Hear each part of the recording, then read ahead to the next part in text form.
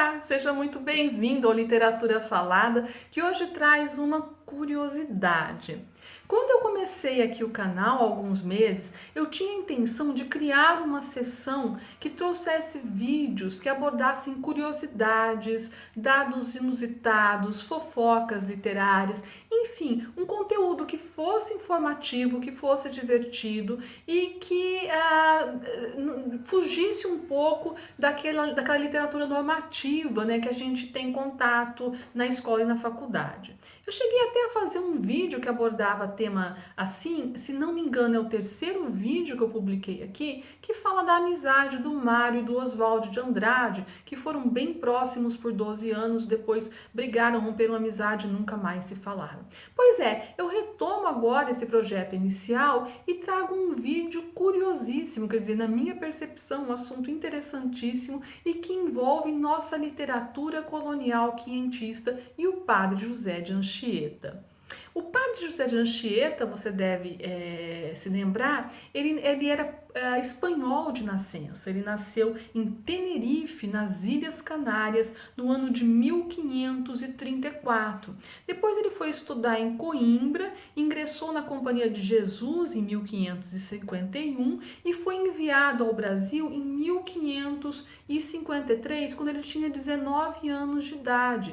E permaneceu aqui até a idade avançada, ele morreu no Brasil, né? E em 1563, quando ele tinha 29 anos, ele estava em São Vicente. E nessa época ocorreu a Confederação dos Tamoios, que foi uma revolta dos índios tupinambás contra os colonizadores portugueses que escravizavam os índios.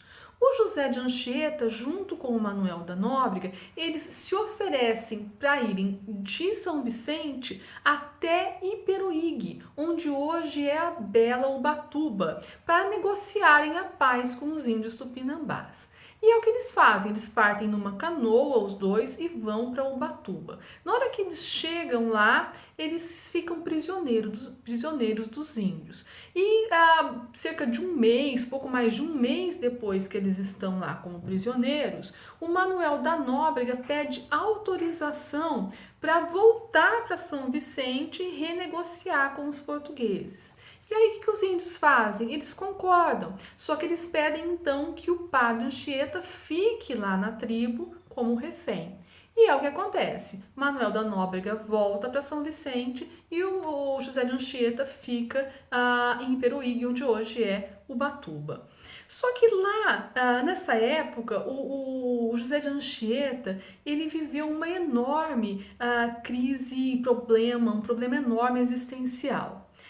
Ele estava constantemente exposto às tentações da carne, porque ele estava convivendo com as índias que viviam nuas, né, e ficavam ali próximas a ele o dia todo. Isso fez com que ele reeditasse uma promessa que ele fizera anos antes, quando ainda estudava em Coimbra, o voto de perpétua castidade. E ele pediu ajuda à Virgem Maria nessa tarefa. Ele invocou os favores da Virgem, pediu que o ajudasse na empreitada, que evitasse a tentação da carne. E ele promete em troca um poema, no qual ela ocuparia o papel principal e que fosse uma reafirmação de pureza, requisito fundamental para enfrentar o momento que ele vivia. É assim que nasce o poema de Beata Virgine Dei Matre Maria, poema da bem-aventurada Virgem Mãe de Deus, e que foi literalmente escrito nas praias de Ubatuba. Você já deve ter visto quadros como de Cândido Portinari ou de Benedito Calixto que retratam o fato.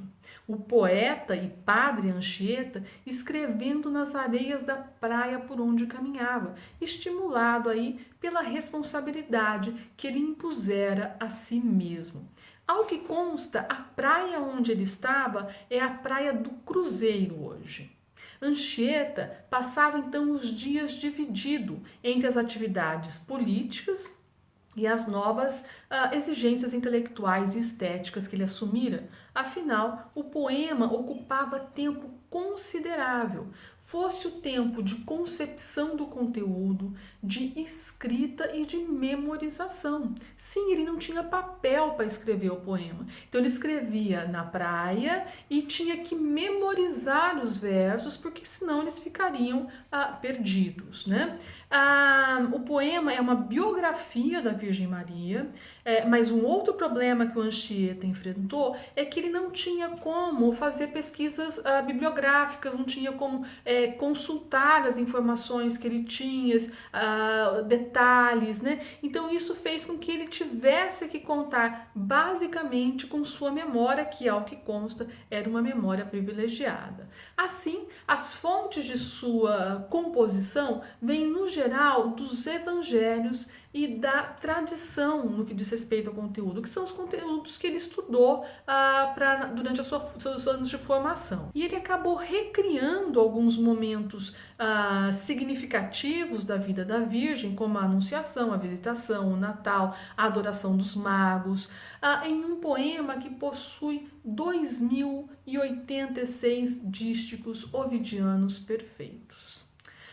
Como Anchieta não podia pesquisar particularidades da vida da Virgem Maria, ele acaba imaginando o que pode ter acontecido em alguns momentos de sua existência. Afinal, para levar a cabo a sua tarefa, era necessário que apelasse à imaginação. Eu vou ler aqui alguns versos do poema que está disponível em domínio público e lembrando a vocês que se você não é inscrito no canal, se inscreva e deixe o seu like. Vamos lá. Cantar, calar, ó Mãe de Jesus toda santa, cala-se minha boca, os teus louvores canta? O teu piedoso amor com que a mente aguilhoas, manda cantar, Senhora, estas modestas loas. Mas teme em língua impura exaltar-te as grandezas, pois que manchada já de muitas vis torpezas. Até o nosso próximo encontro.